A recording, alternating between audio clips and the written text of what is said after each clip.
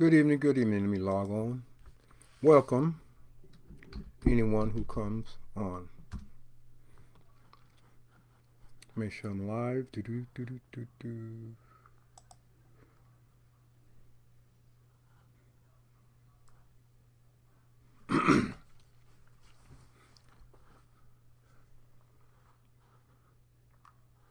Come on, let me see. Do, do, do, do. This new Facebook, I gotta get used to it. Okay.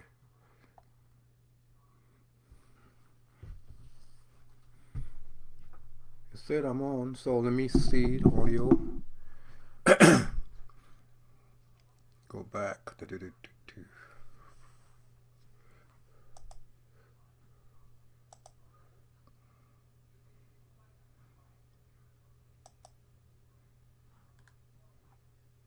Hmm.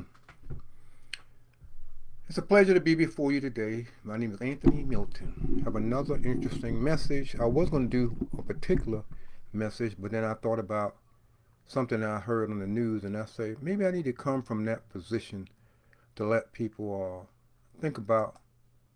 It's an old saying, say, be sorry for what you asked for, or you might regret what you asked for, and that has a lot. That has a lot. It says a lot. Be I'm still checking to make sure I'm online. New Facebook is got it too. Let me see. Okay.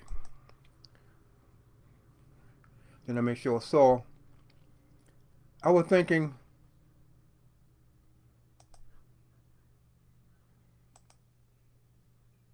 I was thinking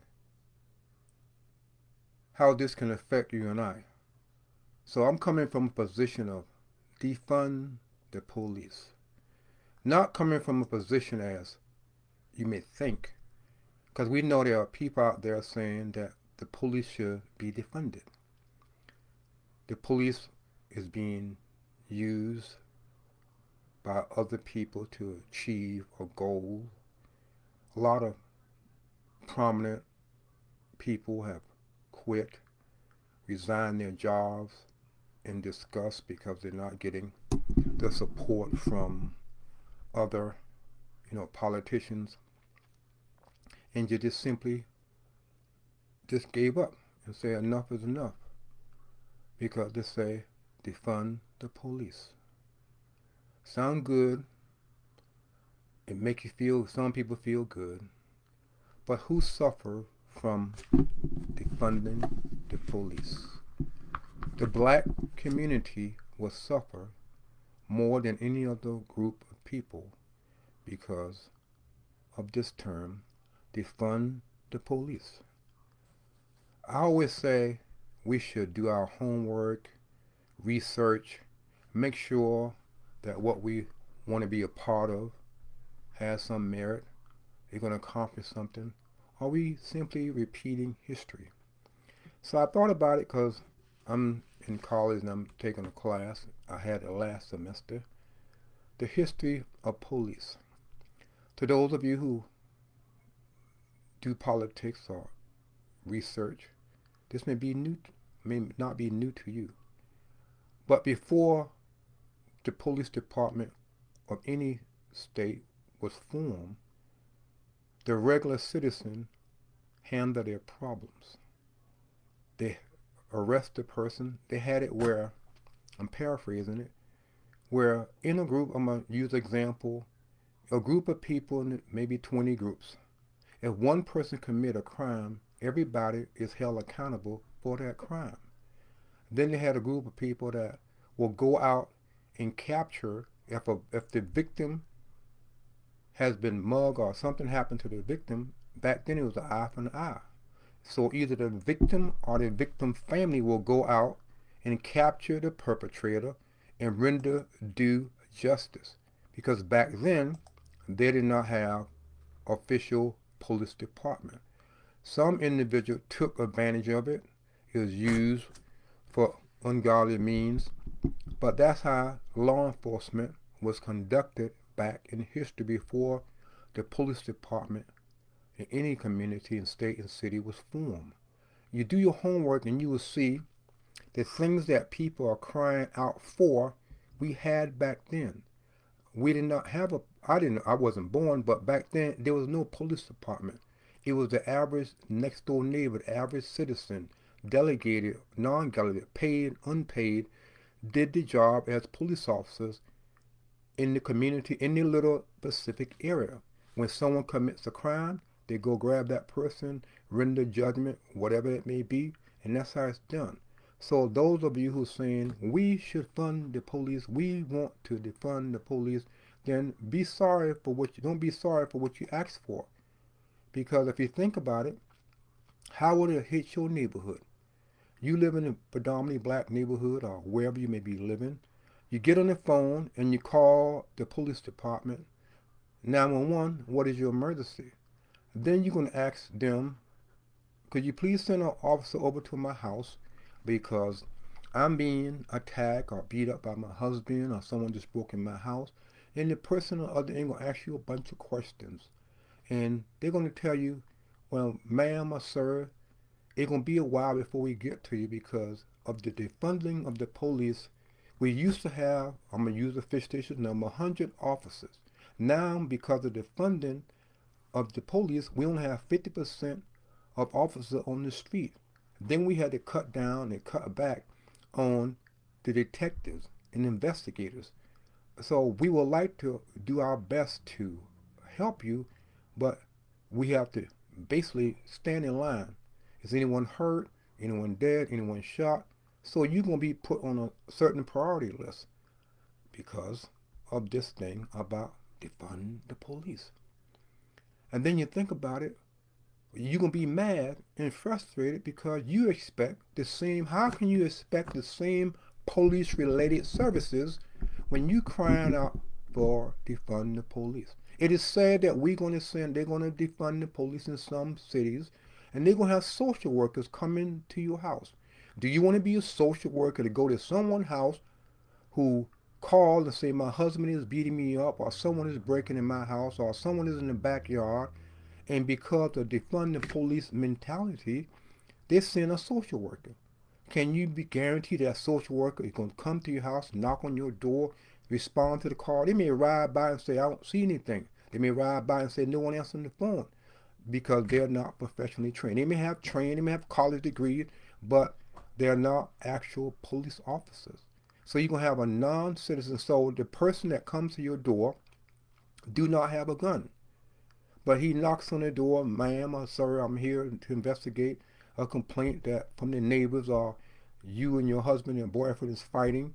And he said, yes, he is right over there, but I want to warn you, he got a gun. What are you going to do? Simply turn back around and call for backup, hoping that a police officer is free to come help you who has no gun and you are a social worker type individual.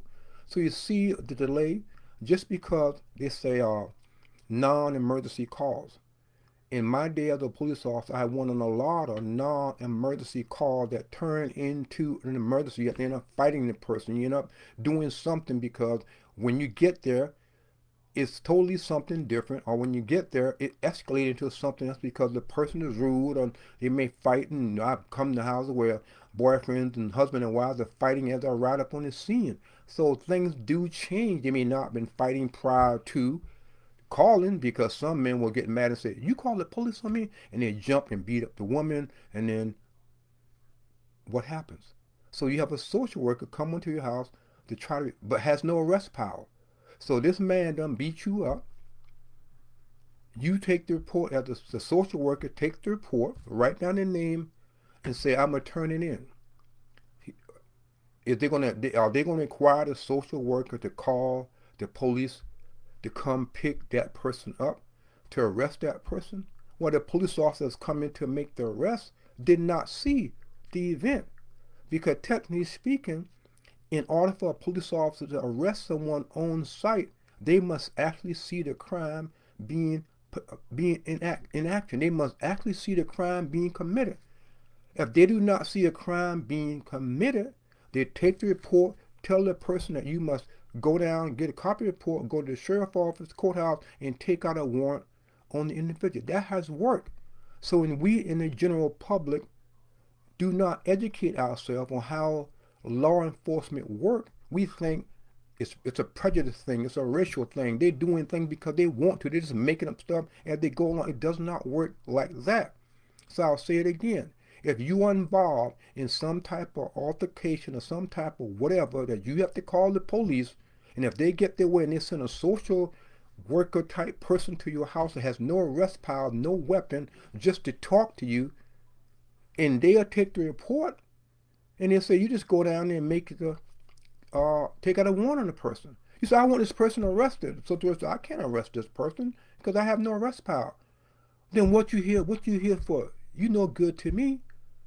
And by the way, he has a gun stuck in his back, or he has a gun wherever. So it's you're going to just turn around and call and say, could you send a police officer over here because this person has a gun and don't want to talk to me. So they're going to be delayed. They're going to be delayed. And what can happen between now, that time, before the police, I would say real police officers show up on the scene. So be sorry.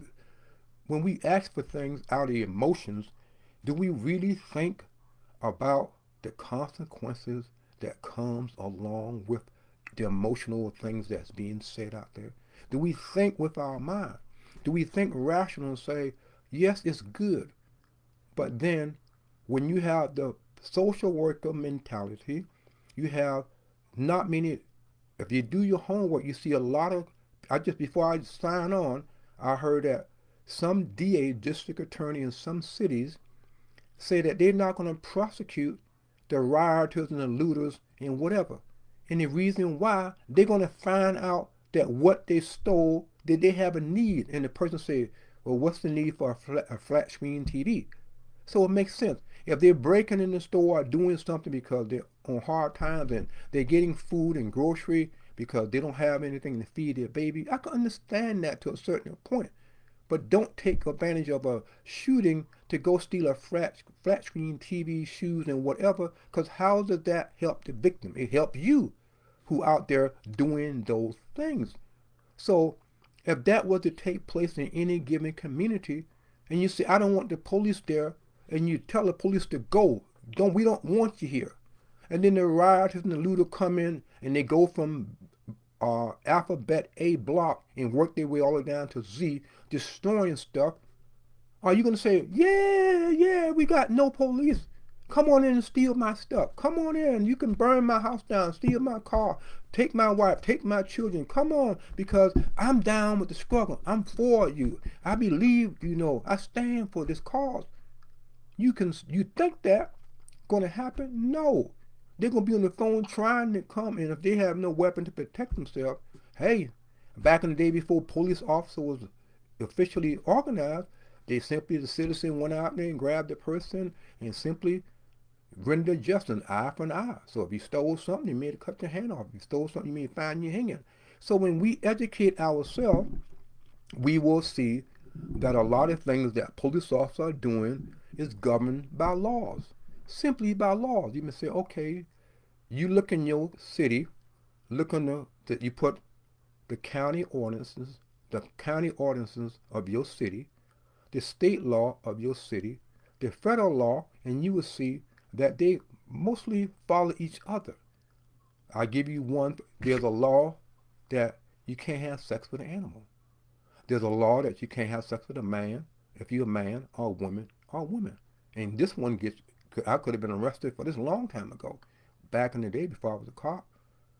And even then, when I was a cop, when you have a sexual relationship with a woman and it's not your wife, is termed fornication. So you can be arrested for that. And many times in the wee hours of the night on 11 to 7 shift, I caught people engaging in sexual activity. Some are married and that's their girlfriend, and that's their chick on the side or man on the side. Did I arrest them? I say break it up and go home. But it's a law. Check it out. It's in the books. But it's not arrested. Bestiality, sleeping with a dead person. There are all kinds of laws. Throwing litter out the car. Jaywalking. Talking loud. Disturbing your neighbor. loudspeakers in the automobile, covering your tag up with dark letters you can't see it, tinted windows that you can't even see in. So there's a lot of laws out there that we need to educate ourselves just to have the information. So when we are approached, you can say, wow, I did not know that. And then by knowing this, then you will not be so quick to say, I want to defund, I'm down with the struggle about defunding the police. But let's get personal, because I thought about it. Those of you who are married, and those of you who are dating, and those of you kind of seeing someone, or have a chick on the side, or have a man on the side, let's go deep into the rabbit hole. You're going to go home, and I test, sweetheart, I have to defund our relationship. What do you mean by that? I have to take away your credit card because you're spending too much money. Oh, son, daughter, I'm defunding you because you don't need an iPad. You don't need an iPhone. You don't need this. I thought about it, but I'm going to take away. So when we say defund, I look at say to withdraw funding. So a married couple, man or woman, say, I'm going to defund our financial relationship in this marriage. I'm going to only give you 25% of whatever.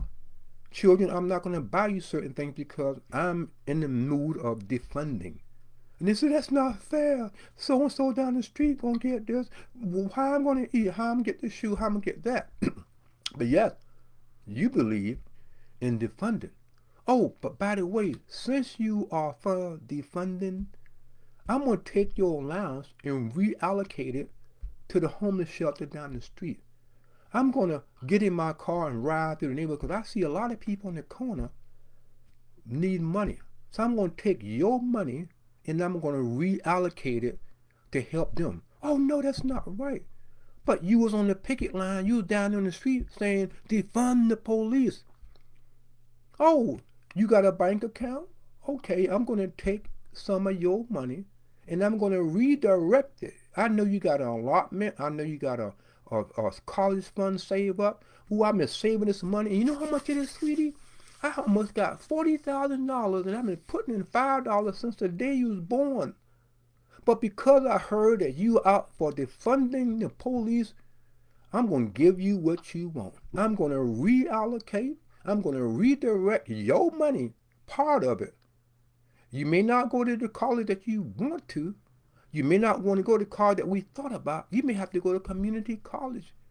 You may have to just get a simple college. And then better yet, you don't even have to go to college. Because we can still take your money and make it work for you. Not work for you where you benefit from it, but it work for you because you believe in defunding. Oh, sweetie, I'm sorry that I can't have this relationship with you on the side anymore because it's taking too much of my money.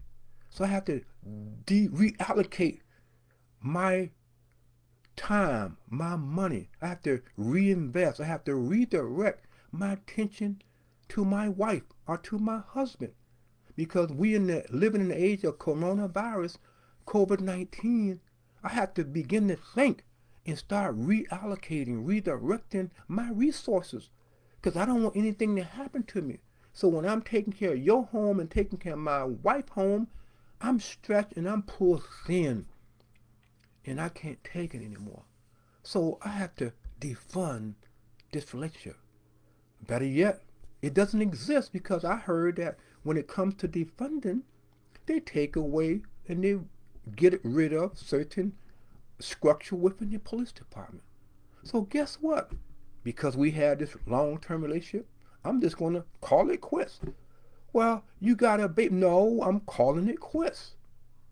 We are not together anymore. I don't have anything to do with you anymore because I heard and I've been thinking about this defunding mess. So when we start thinking about this defunding, it sounds good because it's talk about defunding the police. But a lot of us, before the term defunding the police was ever introduced, did not care about defunding the police. All we just wanted 911, how can I help you?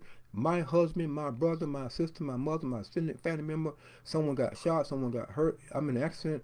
All we just wanted the police officer to respond to our complaint. And when we defund the police, guess what? Your call may not be answered. Maybe 6 days, 7 days, a week. Why? Because there's other people out there saying they want to defund the police. And then I heard that they say that some people will not be charged with any kind of crime because we're going to find out, do they really need that flat screen TV? Do they really need those cigarettes? Do they really need that alcohol? Do they really need those shoes and tennis shoes and pocketbooks? Do they really need that car? So they take from other people. So some states, do your homework, prosecutors say we're not going to file charges on these individuals. So these individuals have gotten away with committing a crime. But yet you, the general public, go out there and do the same thing. You going to jail. And they're going to lock you up. And they're going to hit you with a fine. And they may throw away the key, figuratively speaking. So we got two sets of rules. Those who follow it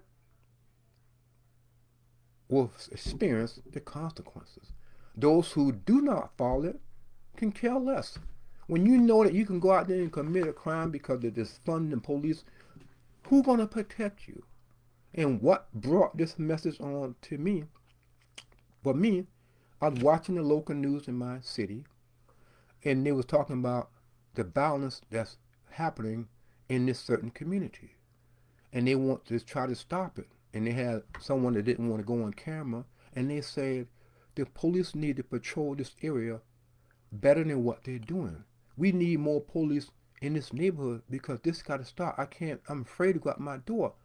And I thought about, say, what if the police department in my city is under a defunding mode? And so they can't stretch.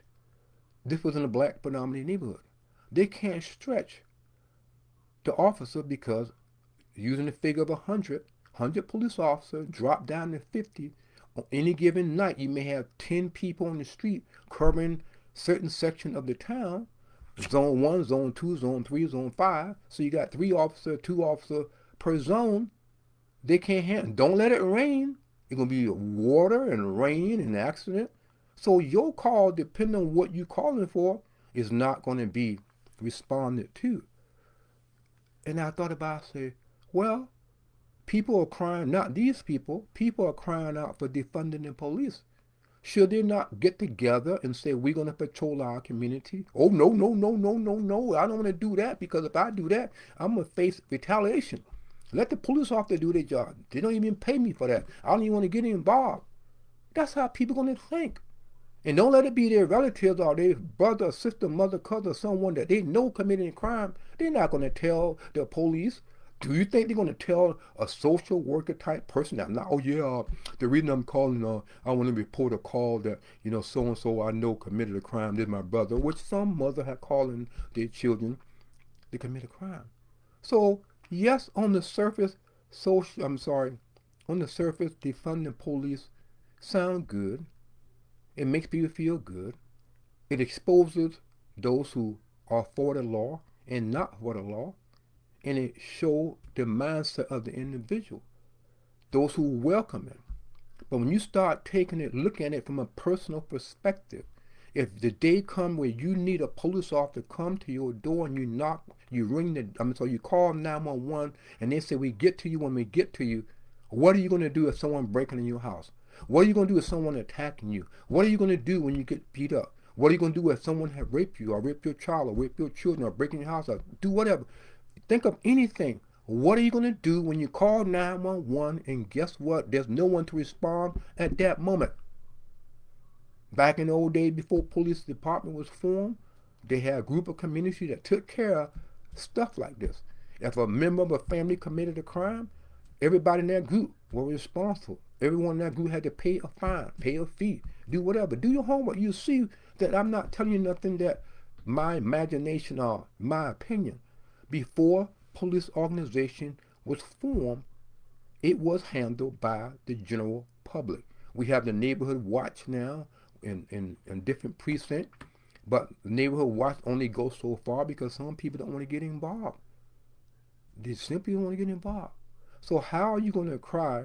How are you going to complain about you want to, not you, people are crying about they want to defund the police, and that's their choice to say that. But it comes with consequences. And God forbid if you you need a police and one don't respond. You can call all day long and they say, man, we get to you when we get to you. Because you jump on the bandwagon and then go back to a person. So when you apply it, defund your children allowance, redirect it, reallocate it. Tell your wife or your husband we can't spend any money and we have to redirect this to say we got to have something in the nest egg. We can't be doing the things we want to do. We have to reallocate. We have to redirect. We have to start looking at our relationship differently. We can't continue to have a defunding relationship. You do your thing, I do my thing, and we come together whenever. No. See how when we look at it from a personal perspective, it should cause us to go, wow, I never thought of that. Well, you should be saying that right now. I never looked at it that way. But then I thought about saying, they're always talking about the police is doing this and that, and some are bad. I'm not denying that. Some get caught result of whatever happened. That's fine. They're quick to say the police need to do this. They need more training. But you never hear anyone say that the general public need to educate themselves on how police officers function, how they do their job. Not Monday morning quarterback and say this should have been done, that should have done. If you had not jumped the fence, chased someone back and forth, and someone shooting at you, or someone raised their hand, pointing what you think is a gun, toy guns right now look like real guns. People can shoot running away from you, and you firing back, and they may get hit in the back. So when we forget about this, what we see on TV, when you get in a physical fight, and I say this over and over and over, if you have been in a physical fight, you're not going to tell me that when you was fighting someone, you were trying to defend yourself, you're not going to tell me that you didn't grab them by their head, you didn't grab them by their neck, that throw them down and hold their head to the ground and beat them in the head. You're not going to tell me that that does not happen. Is I'm justifying? No, I'm not justifying anything. I'm showing you, you breathe in air. We have a heart. We have involuntary organs that just do what they're supposed to do. So we have a flight and fear built within us. If someone attacks us, we're going to fight back. We're not going to think about, I can't grab the neck because, the general public is not governed by, you need training. They're going to be fighting to defend themselves, to do whatever, to either defend themselves and run away.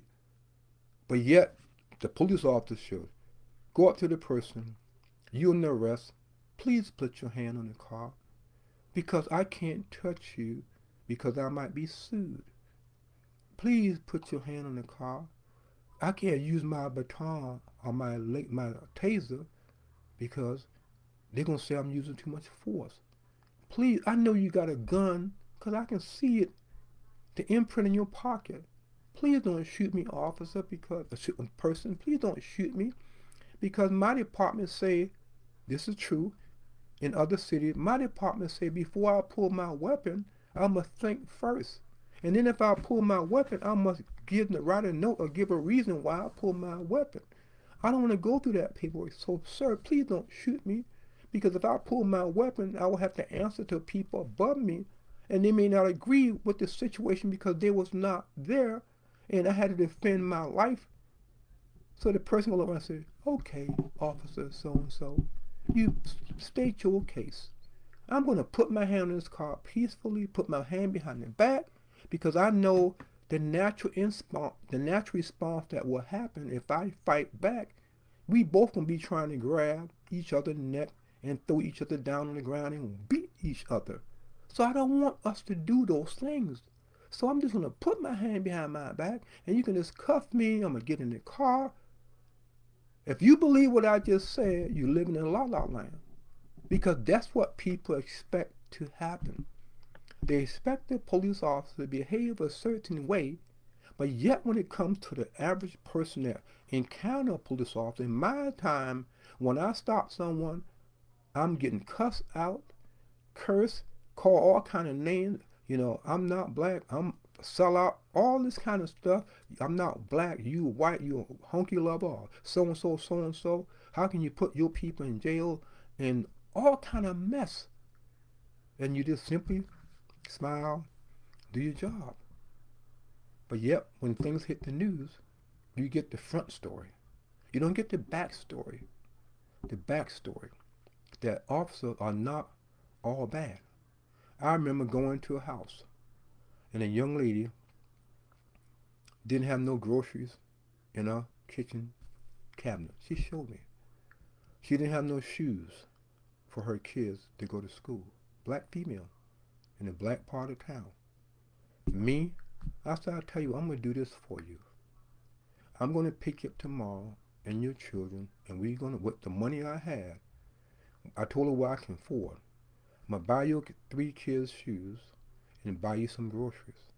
And I did that. Did I call the news camera to say that? Did I share with other officers? I don't recall. I did it because that's what's me. There are a lot of officers that have done good deeds that makes the news, and some don't make the news. When some make the news, oh yeah, they just did that just to be doing it. They're not really doing that. Oh really? So why is it that an officer cannot do good deeds without some hidden agenda behind it, and the regular John Q. public person can do or do not do a good deed, and they will believe? So my thing is now, begin to look at the funding from a different perspective. If it happens, it happens. But in your daily walk, you are experiencing in your marriage, in your relationship with your kids, or any family member, or any person that you come in contact with, you are having a defunding moment. You either redirecting or reallocating your conversation, your relationship. You say, I'm not going to hang out with you anymore. You just redirecting your friendship in another direction. You say, I'm going to defund. I'm not going we can't have this relationship anymore because it's not good for me. So I'm just going to just throw in the towel. We just can't hang out because you are a bad influence on me. So defunding, say, okay, defund the police. But you and I, every day of our lives, every moment of our lives, experiencing. You don't believe me? Try it. Every moment of our life, we are experiencing some type. And I want you to comment, share your defunding moment that you never looked at as being a defunding type scenario in your life. Listen to it, video, and share it with other people and say, hey, I just found out that what I did the other day when I broke off my relationship with this married man, I was redirecting my relationship back, my marriage, putting my marriage in a different perspective. I'm defunding myself because, you know what, these cigarettes, this marijuana, this illegal activity is not good for me.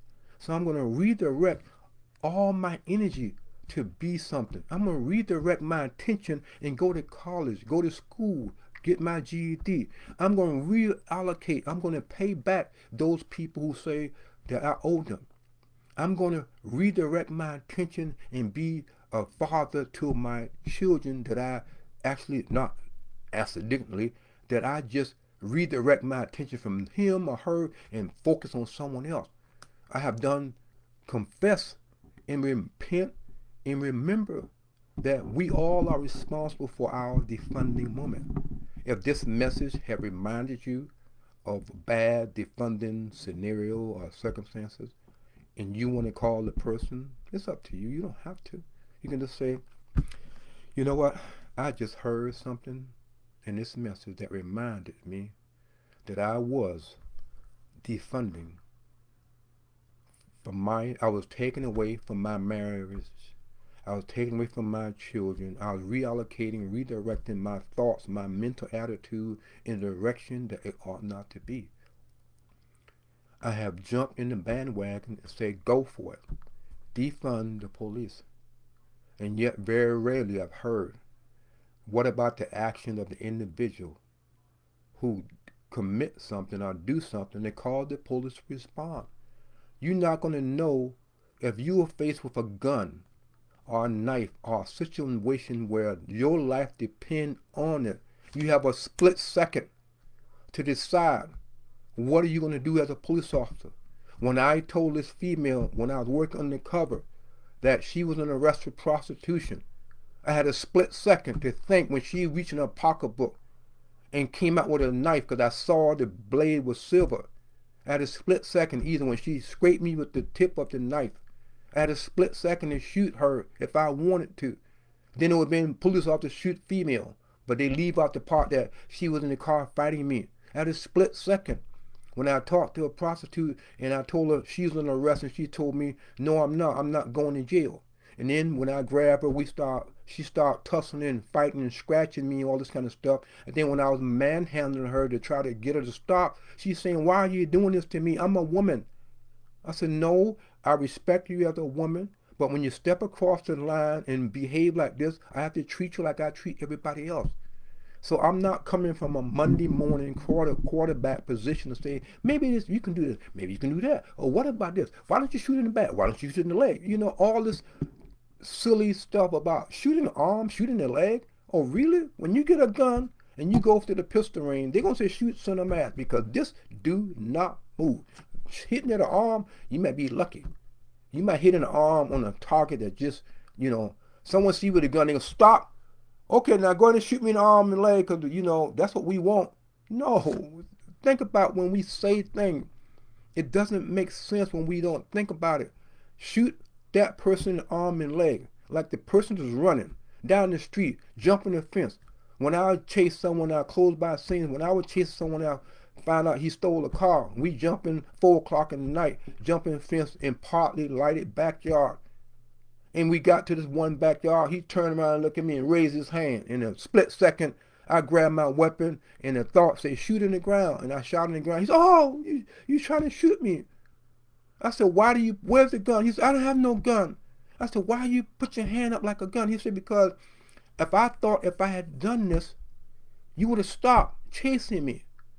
So my thought, now, if I had shot him, police officers shoot suspect with no weapon.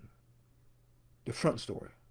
Not me jumping fence after fence, sweating, breathing hard, looking to make sure I landed on the ground, make sure I don't hang myself when you run through the backyard. We got clothesline, because that can happen.